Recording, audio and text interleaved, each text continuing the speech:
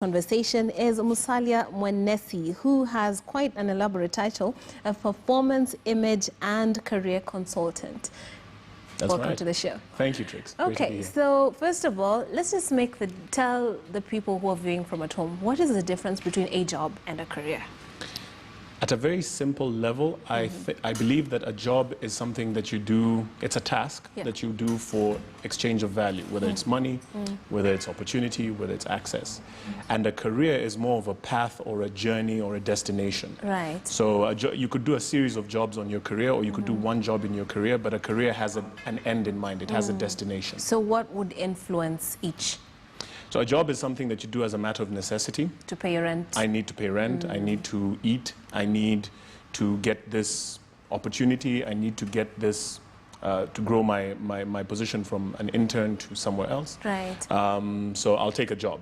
And the job is usually a task. It's an instruction or a task that you do in exchange for value. A career is something a little bit more deliberate, where you actually have a choice in the direction that you take, because there's so many different directions and paths that you can choose.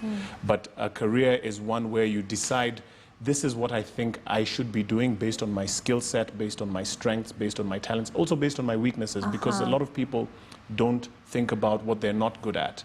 So it's what am I good at, what am I not good at, and then can I find something that will allow me to reach somewhere? So it's you a could find destination. yourself stuck in a particular path, yes, and not knowing that you shouldn't be there because of your weaknesses, but you feel like I have to do it because they say I have to do it, but then your weaknesses are not allowing you to, you know, basically prosper. Exactly. Yeah. So well, having put out the definition, it might make it clear, but for some, not really, because you need to know perhaps the symptoms of a job. And, the symptoms, you make it sound like it's a disease. It's a horrible thing. But then for real, if I was sitting at home and watching, I would want to, and I didn't really know whether I'm pursuing my career or my job, what would be, I don't want to say red flags, but what would be the flags? Some of the indicators. Yeah, indicators that would say, there's something that we talk about when in some of the career programs that we teach. Yes. And one of the aspects that would be a great indicator is this item called flow. Okay. And flow is there are numerous factors that would determine whether you have flow in something.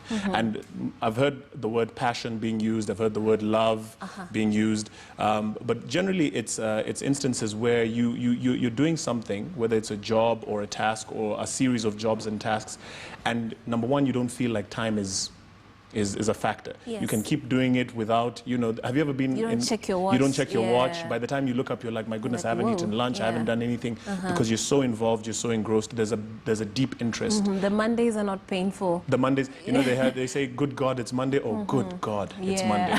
It depends. So there's that aspect of time not being a factor. There's also the aspect of people come to you, they see that you seem to be enjoying it, you seem to be an authority in it, and they want to ask you your advice.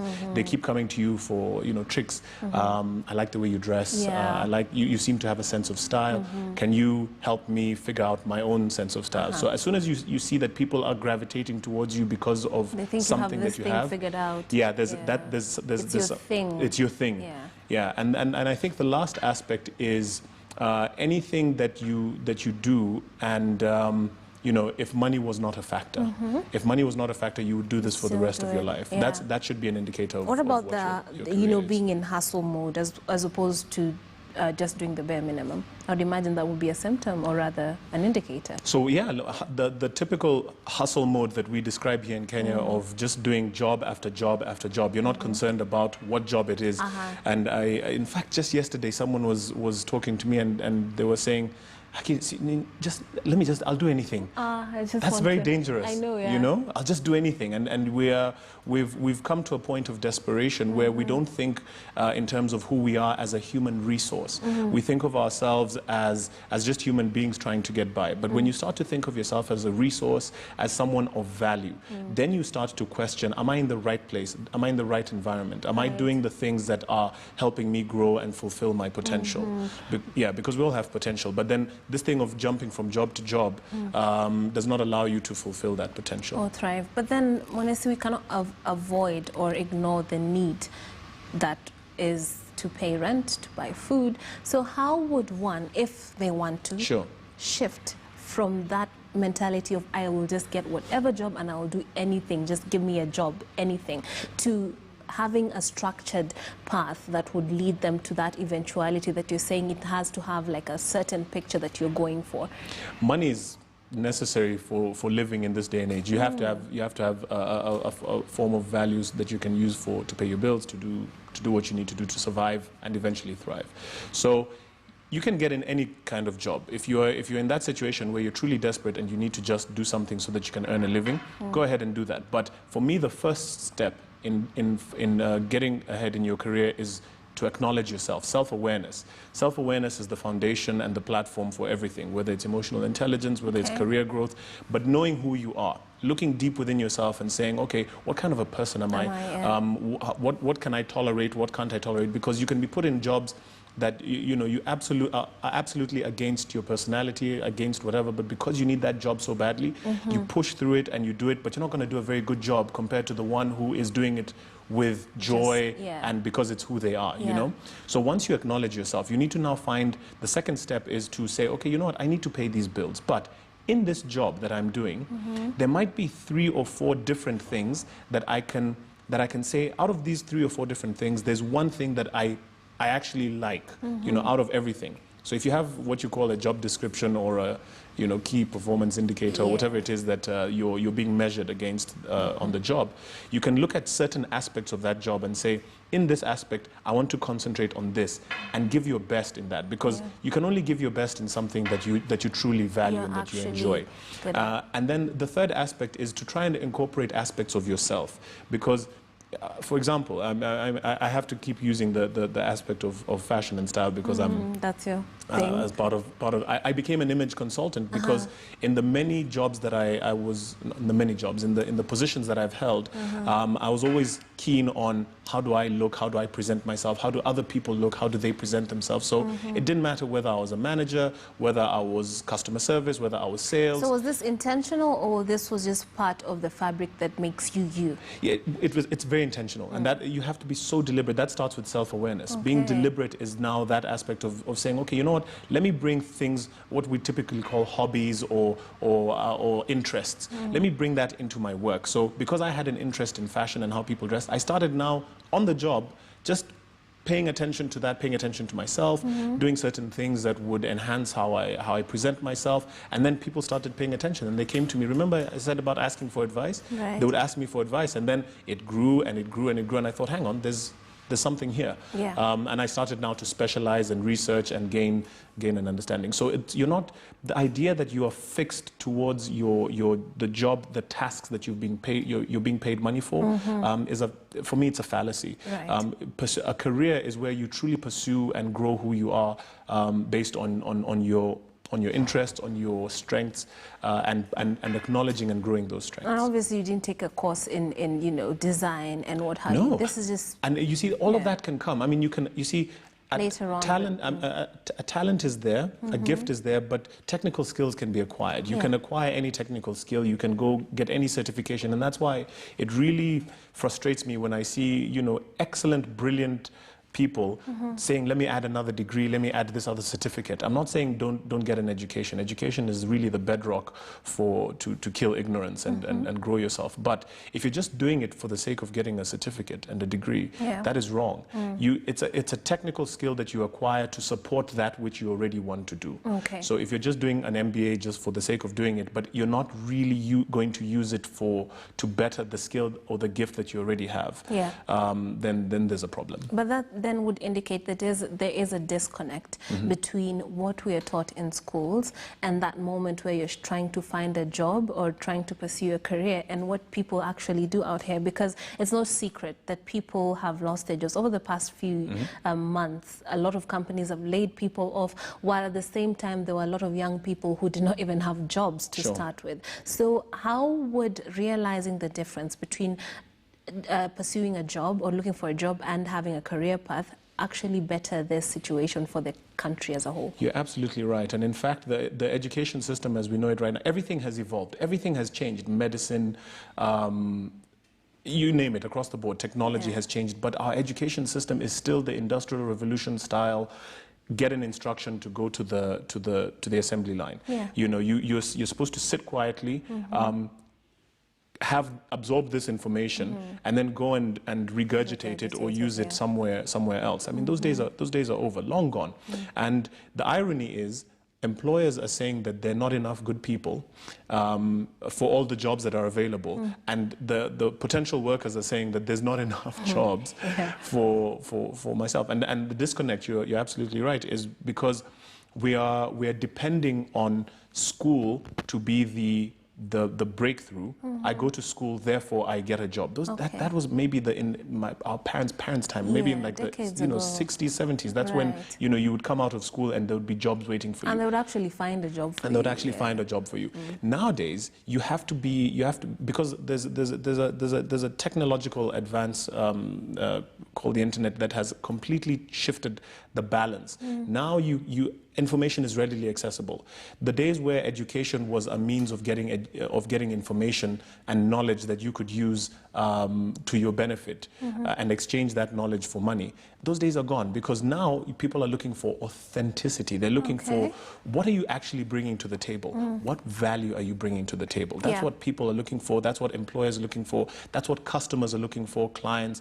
Everybody's looking for, what value are you bringing to my life? How are you adding value? And if you don't know what value you have, forget it. Could this be part of the problem when it comes to interviews? When people go for jobs and they have all the papers, they're dressed in all the right way, but then I guess the interviewers can sense the lack of passion. I remember this was a trend a few years ago when in Parliament they were asking what are the parameters for measuring passion, you know, but then I think they can feed off of your lack of passion in a certain career path. So should we say, if your parents made you do medicine, but then you love journalism, you should basically figure a way to shift gears to your, 100. I mean, I'm a living example of that. I studied law. I come from a family of lawyers, and I quickly realized in my second or third year that this is not what I'm going to do. Okay. Ever. How did that go down?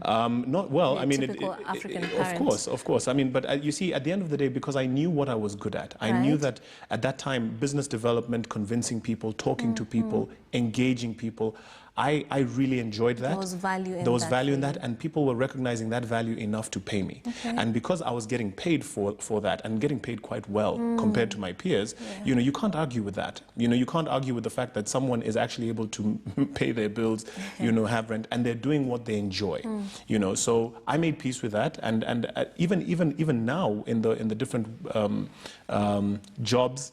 I have a career. I'm a performance and image consultant, but I do have tasks that I do to earn money. I'm still true to myself. I still maintain those same values. You mentioned passion. For me, passion is a fruit. Okay. We threw this word around, passion, but really it's like saying I'm passionate about basketball, but I'm sitting here, I've never gone onto a court in my life. The continuous improvement is courtesy of time invested. You have to invest time in something. All of us have a gift, you can call it raw talent, but in order for that gift to become a skill that you can exchange for money, you need to put time. Time and effort. Time and effort in your talent. So if you're naturally a gifted footballer, or naturally a gifted stylist, or a gifted electrician, or you have just a nice interest in matters technology, that's a gift. But now you need to be able to spend more time improving, developing, learning, to grow that into a skill. Grow. Because skill is what people pay for. People don't pay for talent, they pay for skill. And especially in this economy where majority of us are not manufacturing anything, we're not inventing anything, we're a service economy. So because we're in the service economy, we need to start thinking of ourselves as a business. What skill do I have that I am exchanging for money? And skill is not about education. It's about doing. Literally. So that then would take us to the conversation of when you're done with your degree, if you choose to go that path, to go to campus as most of us do who can afford it, then how do you feed that career path, or that passion, quote unquote? And the way you've spoken, it's like after you're done with the degrees, when you now start thinking, which is typical. It's typical of us. But then and imagine career planning for me, sorry to interrupt you, in the typical Kenyan setup, choosing not to go to college or campus when you have maybe able resources, parents who can actually pay for you, is not something that is typical. Maybe in the United States, in the West, it can happen, but in this setting, why I say it's typical, TRIX, is because the thinking about your career should not start after you finish the degree. Okay. It should start way before that, way before. Like I'm talking, and this is why you see when you've mentioned the United States as an example. By the time you're leaving middle school into high school, that transition from middle school to high school, you're still a teenager, but already you're starting to identify your temperament. You're starting to identify what, and that's where you'll see, like, you know, the geeks, the who, it's drama students, exactly. Everybody starts to kind of find their niche, and that's where you start to grow and develop yourself. Because can you imagine someone who's been acting and doing drama from the age of 13, by the time they're 21 going into acting school in the university, they have 9 years, 10 years experience. Right. And then when they come out, they're now able to, I mean, that's a skill that has been perfected over time. It could even have reached excellence. So the career path started for them way when they were early. kids. Yeah, absolutely. But and inculcating that now as a society, I think, is really the first step. We can't shift the blame and say it is the school's job to do that. No, we as a society need to start helping our kids think critically about what is it, where, not putting them in a box, but nurturing whatever it is that they seem to be gravitating towards and really feeding that. You look at the Beyoncés and the, you know, Lewis Hamiltons of this world. From the age of, you know, 9, 10, you know, they've been in something. It's not an accident that they're achieving what they're achieving now. So absolutely. Then after you get to that point, assuming then I did not go to public speaking and nurture my journalism career from when I was 12, I just stumbled upon this job when I was an adult, basically maybe at 21, and I decided, okay, this is what I'm going to do for money. But then there's this, I want to be an actress, let's say. This is just an example, not my reality, but then let's say this is what I want. How do I approach that in order to now basically shift from just making money to doing something that fulfills my inner desires and also at the same time make me money and in a wholesome way point towards that bigger picture that I have painted at the end of the road? And you know, they say one man's meat is another man's poison. So the whole reason why some of us do the work that we do and we have the careers and the jobs that we have as performance and image consultants is because of that reason. Because there's so many people who have now come out of university or are coming into their own. You know, the age between 20 and 30 is where you come into your own and you start to realize, hang on, I actually don't know what I'm supposed to do. I don't know who I am. I've got this job, but I feel unfulfilled. I'm just doing it for money. I don't feel like getting up to go to work. I'm not giving it my all. I'm not giving it my all. That's why I got into it, because I realized there's such a huge gap in people feeling unfulfilled. And so one of the critical things that we address as a performance and image consultant in programs like the Career Hub at St. Autonomy, we look at you as, forget about what you're doing, forget about your job title, forget about your degrees, forget about your family, your level of income, your background. Strip all of that away. How do you describe yourself? What do you look at when you look at the mirror in the morning? What are you saying to yourself? What are the things that you are saying to yourself? Am I the best? Am I an actress? Do I see myself as an actress? Do I see myself as an actress? And that continued frequency of I don't call it brainwashing, but it's a continuous reinforcement of yourself that you start to tell yourself, and that forms part of your self-awareness. You're conditioning yourself. And so you have to get to a point where now that conditioning becomes manifest into action. And we help you bring that into action, where you can actually start to now go into spaces that allow you to become an actress. A seed is only a seed, and I love using this example. All of us have potential. Take a seed anywhere. It has the potential to become a tree. But if I put that seed on this table, no matter how many times I pray for it, we can kesha here, we can sing for it, it won't grow. It doesn't have the right environment. It needs soil, water, sunlight for it to grow. So now it's a question of putting you in the right environment to now actualize your growth. Right, and that would require in some instance some investment from that individual's part? Could be monetary. Oh, for sure. Time. I mean, yeah. We invest time just by waking up. We've invested. By leaving our houses, we've invested. By leaving our beds, we've invested. So there has to be a level of investment and commitment. If you're not willing to invest, you're not willing to put in the work.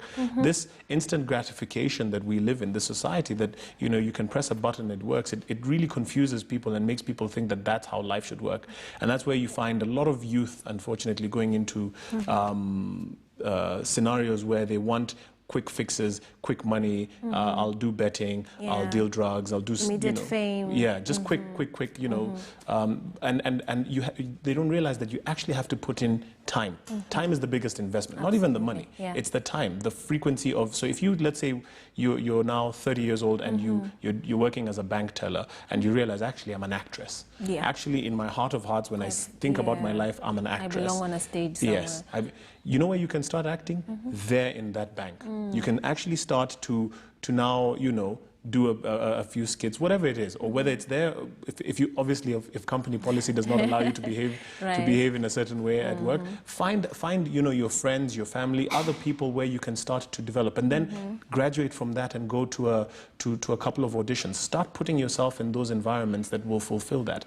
A couple of days, months into that, you will start to see yourself actually acting. And then now it's a question of it being excellent and exchanging it for money.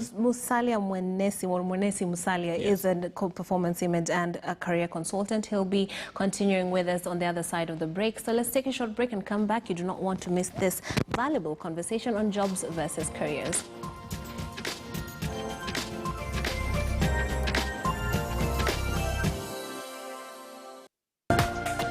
This is KTN News.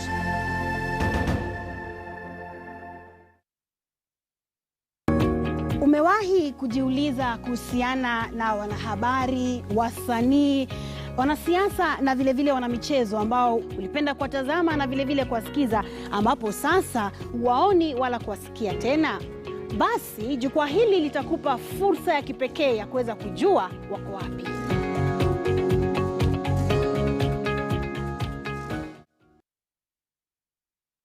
Dedicated news channel, we highlight the plight of the people.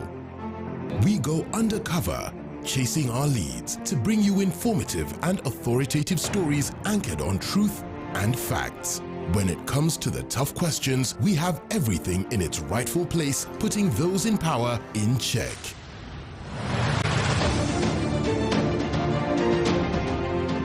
We shall not be intimidated. We're setting the platform on Checkpoint to have involving and robust discussions. 2 individuals arrested with the MP remain unknown. Law enforcement agents enjoying lavish lives. Allegations of corruption.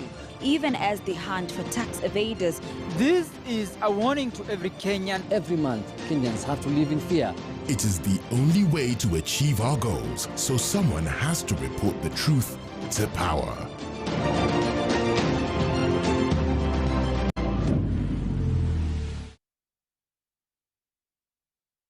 Safari ya elimu, mwanadamu hana budi ila kujifahamu vizuri tu kupitia utafiti mbalimbali na kujijua nafsi yake. Unaposhuhudia masuala yanayoendelea katika maabara, kwenye utafiti unaofanywa na wale ambao wanapaswa kutupa elimu inayohusu viumbe hai, ndipo katika dau la elimu sisi hatukupeleki darasani peke yake, ila tunakutoa hadi nje ndani ya maabarani ambapo kuna utafiti unaokupa uketo wa maneno kuhusiana na masuala ya elimu.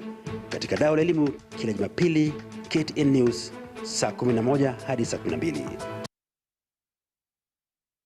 We value your feedback and welcome any comments, queries or complaints regarding our news content. You can get in touch with us on SMS 22155, call 0719012450 or email feedback@standardmedia.co.ke. Or you can send us a letter on Post Office Box 30080-00100 or deliver it to our offices at Standard Group Center, Mombasa Road, Nairobi. This is KTN News.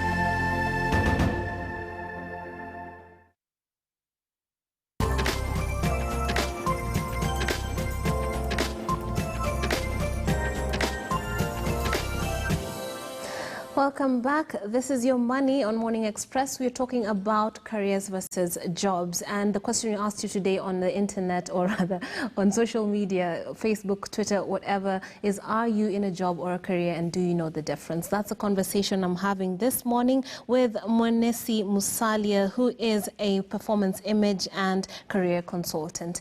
Thank you for being a part of this conversation. Now, we were on the element of investing money, time, or even your connections or your pursuit of connections in the direction that will lead you towards your career. And you told us about how people can actually invest their time and the socialization in a way that would feed into that. So carry on. Sure. If you want to better yourself, yeah. The difference between, just before the break we were talking about seeds and how seeds have potential. Yeah. The difference between us and seeds is we actually have legs. Yeah. We can move. Yeah. We actually can, remove ourselves from one environment to the other. So I think for me the first investment you have to make is seek the right environment, both in terms of your human, financial and social capital. Right. There's a lot of fixation on financial capital. I need money, I need money, I need money. Forgetting that around us there are people. Forgetting that around us there are connections. And most of the successful people that we meet and encounter in our lives have this mantra: your network is your net worth. You have to start to capitalize on the people that are around you, and not just going to them and saying, you know what, please give me a job, please give me an opportunity, please give me, please give me, please give me. Yeah. What are you exchanging? What do you have in your locker that you can exchange? And that forces you to now question what thing of value do you have? Yes. So that you can start to use that to exchange it with your network, so that you say, okay, you know what, I'm really good at making chapati, for example. I know that you like chapati, but I also know that you have this connection to someone or an acting school that I want to be in. So can I make these chapatis for you as a form of value exchange, and then at some point, please can you I really have this passion, I really want to act. And we don't think that way. We don't think in terms of our social capital, our connections. We've got all these people around us, but we're just thinking, okay, I need money, I need to pay for this degree. And this trend where we see people with placards along the roadside, could you fault that, please, for us? Because, well, it might seem really nice that they've really put themselves out there by the side of the road with a placard saying, I am a graduate in this and that, or I'm a talent in this. It's really sad, because to me it speaks of a very narrow mind and a very narrow way of thinking. And 5 years ago, when we started this program at Centonomy called the Career Hub with Washeka, we started really looking at, those instances were not one or two, it was in the thousands. And many guys were coming out of either university or even not having a chance to go to university, or just thinking about the thought of paying all this money to go to a place that is not even going to guarantee me work or an opportunity. So we thought, okay, what can we do to just demystify what it takes to get paid? Because that's what it is. Demystify what it takes to get paid. Why are people reaching into their pockets to give you money, to give you access, to give you an opportunity? And we developed this program to really assess where are the gaps, where are people missing the point, and that's how the Centonomy Career Hub program developed, and that was 5 years ago. We've now worked with hundreds, if not thousands, of people over this 5-year period, and we're continuing with that journey now in 2020. But we've really refined it. We're talking about aspects of mindset. You remember I talked about self-awareness, knowing yourself and knowing what of value do I have. Can I make chapati? Can I cook? Can I clean? Can I cut hair better than anybody? What do I have in my locker that I can exchange for value? At a basic level, if I can exchange that for money, number one, I've paid myself, or I've gotten paid. Number two, I can now use that to bargain and trade. Yes. The next aspect that we realized is people have this innate fear. And fear holds a lot of people back, whether it's anxiety, lack of self-confidence, that, oh my God, what will happen? And then you start to hyperventilate. You're moving out of your comfort zone. I've got these bills. You're telling me to pursue my career, but I've got bills. And then you start to hyperventilate. And you realize that fear is very different from danger, right? So we go through aspects of that. Danger is real.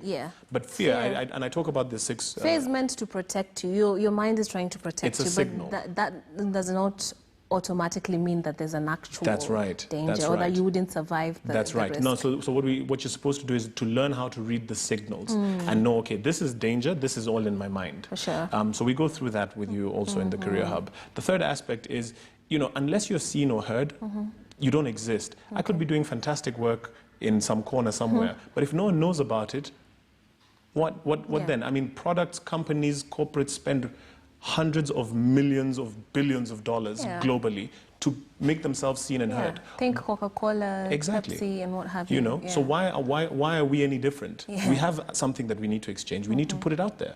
And that's where you now start thinking of yourself as a human resource that needs to be marketed, that needs to be felt, seen and heard. Call it personal branding. Yes. The next aspect is now, like I said, making the most of your social capital. What networks do you have? How can you activate those networks to make them work for you?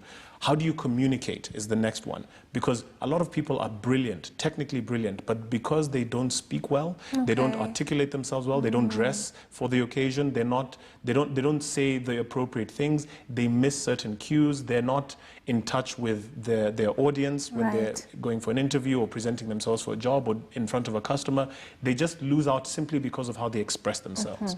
And expression is how we as human beings exist. So if you can't do it properly, then you're gonna miss out on a lot of opportunity.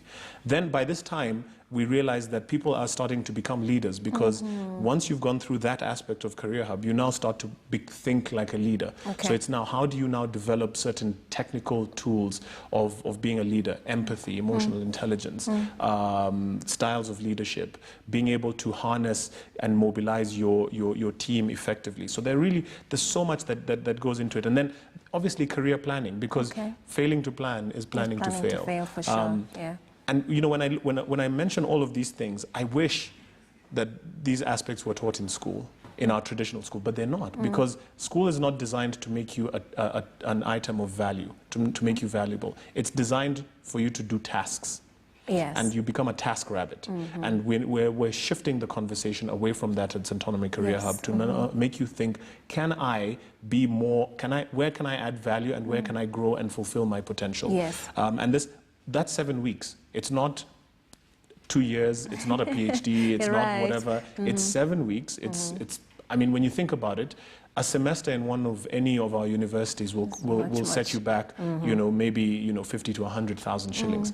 This is a quarter of that. It's just shy of 25,000. I mean, so for me, because what we're trying to do is we want to affect as many people as possible and make them realize that wealth creation is really, really possible. But it's just shifting your thinking, tweaking a few things here and there. And as you see in all these things I mentioned, I'm not talking about your degree, I'm not talking about, you know, what technical thing, because that's for you to now look at yourself and say, okay, you know what? Would this serve me? Would this serve me? Or do I need to get something else? I had to go and get a certificate as a protocol and etiquette consultant, all the way in the US. I had to go to Brussels for the same. And it's because while I'm passionate about doing it, people are coming to me.